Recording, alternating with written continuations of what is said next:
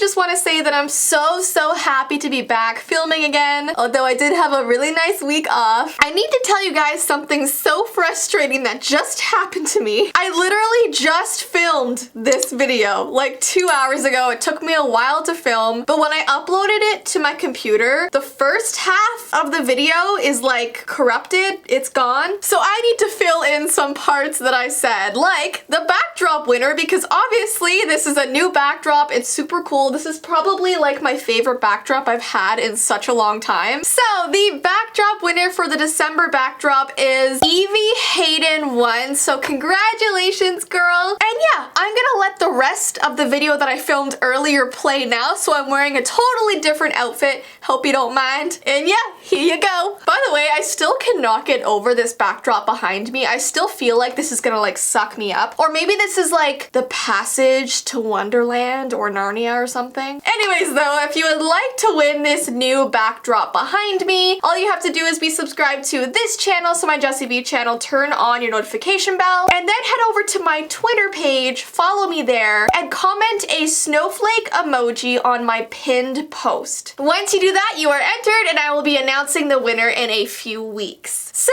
as you can tell by the title of this video, we're going to be talking about doll houses, which might seem a little bit random, but let me tell you why. The other day, my dad was going through a bunch of stuff in his garage, and he came across 2 doll houses that my sister and I had when we were like 5 years old. These doll houses were our entire lives. My dad actually made them from scratch. They literally had an attic, a top floor, a bottom floor, bedrooms, the walls were painted. We had a ton of furniture in there. They opened and closed. They had locks on them. I mean, these doll houses were so cool. So I was so happy when my dad found them because I had not seen them in about 20 years. I cannot believe I'm 26 years old, guys. So it gave me this idea to do a video on the history of doll houses and also talk about some creepy and really shocking things. Because you guys know I like nostalgia and I like turning it over to the creepier side sometimes. So let's get into this video, and also there's gonna be a video coming out on my vlog channel that shows me actually opening my old dollhouse for the first time in 20 years. It's so crazy. All the original furniture is still in there. So if you want to see me go through our old dollhouses, that video is coming up very soon. All right, let's get into the dollhouse video. So we're gonna first start out with the history of dollhouses, and this might surprise you, but when dollhouses first came into the world, they weren't meant for kids to play with. They were designed for display only. Kids' hands stayed off. Believe it or not, dollhouses were not invented for play. Before they were toys, they were called cabinet houses. They were basically miniature homes to show off the family's wealth. They were first built in the 17th century in Northern Europe. They were designed for adults. So basically, if you displayed a dollhouse in your home, it showed other people that you had a lot of money, because back then, dollhouses were very expensive. So if you were able to afford one that was beautiful with like gold and silver and was filled with tiny expensive furniture, it showed your friends like, hey, I have a lot of money, do you? The front of the house usually opened like a china cabinet on hinges that closed and could be locked. Inside these cabinet houses, people could both show off and conceal their collections of expensive miniature objects. So dollhouses were just like collectibles. They were something you only looked at and put up in your house, which is something that really surprised me because I always thought they were only made for kids to play with, but they originally were for adults. Who would have known? But then, a few years after that whole display dollhouse phase, they came out with something called a Nuremberg Kitchen. This was basically a miniature replica of an actual kitchen. It was used as a teaching tool for girls. It allowed mothers to show daughters how to set up and control a house. So a mother would literally buy their daughter a replica of a kitchen, gift it to her, and say, here, practice how to pretend cook. So it was all about like learning how to work a kitchen in miniature form, which is like so messed up to think about. And it just shows how different times were back then. So this Nuremberg Kitchen was like the first miniature thing that kids could play with. Then later on, they came up with something called a baby house. By the 18th century in England, the baby house emerged. The baby house was an exact copy of the owner's home, like a small baby version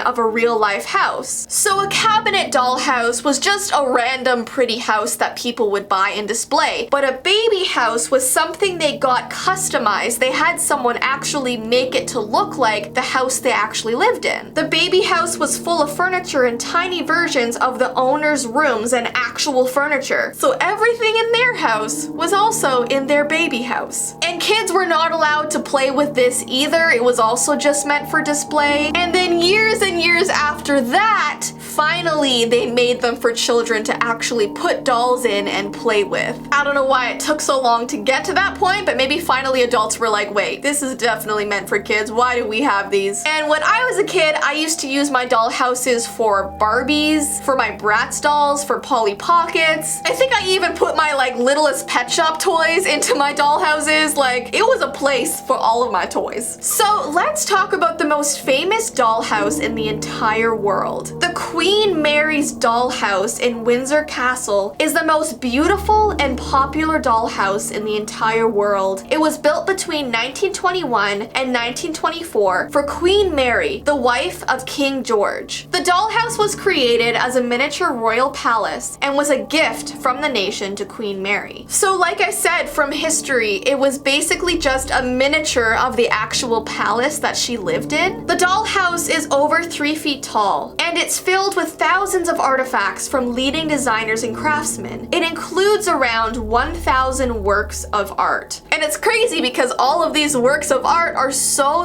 tiny. But because so many different artists from around the world have contributed, this dollhouse is worth a lot. Probably the most spectacular feature of the house is the library. The dollhouse also has electricity, bathrooms, flushing toilets, hot and cold water, and working elevators. So they literally made it a miniature royal palace. Like, everything works just like the real one does. And that is why to this day, the Queen Mary's dollhouse remains one of the most famous and elaborate dollhouses on Earth. I really want to go see this. I mean, that puts my dollhouse to shame, you know what I mean? Okay, I really wanted to talk about this old picture book that parents used to buy their kids in the early 70s, I believe. This book was called The Haunted Dollhouse, and many kids that received this book instantly got rid of it because of how eerie and unsettling it was. Let me read you guys a synopsis of this book. On her 13th birthday, Sarah wakes up inside the mysterious Victorian dollhouse, and she spends the day there all alone in an atmosphere of doom. What the heck kind of synopsis is that to give to a kid? I mean, kids love dollhouses, so to give them a creepy book about a dollhouse is strange. I mean, I would probably want it because I love creepy things, but you know. Okay, this is literally the first page of the book, okay? It says, every year on her birthday, Sarah makes a wish. Sometimes it comes true, sometimes it doesn't. This year, her wish will come true. Perhaps it would be better if it hadn't.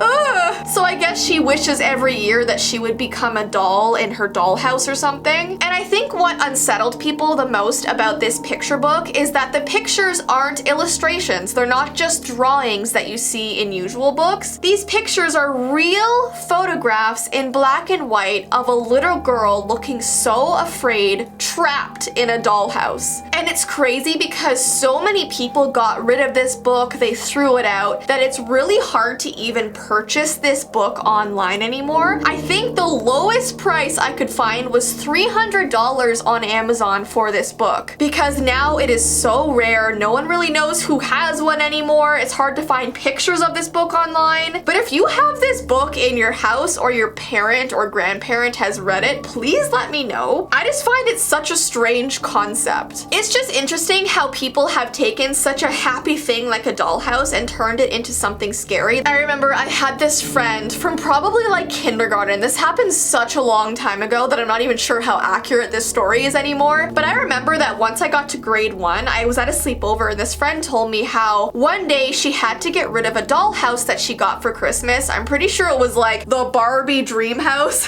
that every kid had in the early 2000s. Actually, I never got one. I had to play with it at my babysitter's house. But she said that at night when she closed her Barbie dream house, she would hear like knocking at the door of the dollhouse. It would scare her so much she would go and like wake up her mom. Her mom would be like, honey, it's all in your head. You're just dreaming. You're fine. But every night she would hear a tiny knock at the door of her Barbie dream house. So eventually I think her mom just gave it to like one of her family members. I'm not too sure what happened after that. And it's hard to trust what like a kid tells you in kindergarten because kids do have really active imaginations, but also kids and animals are really good at sensing any sort of paranormal activity and when things are wrong. So who knows? Maybe the ghost just wanted to go and party in Barbie's dream house, you know? Anyways, guys, those are all the facts about dollhouses I'm going to talk about today. If I missed any cool ones or creepy ones, definitely comment them down below and look forward to the vlog coming out in a day or two because I'm going to show you inside my dollhouse. Anyways, guys, I hope you have an awesome rest of your day and I will see you in my next video.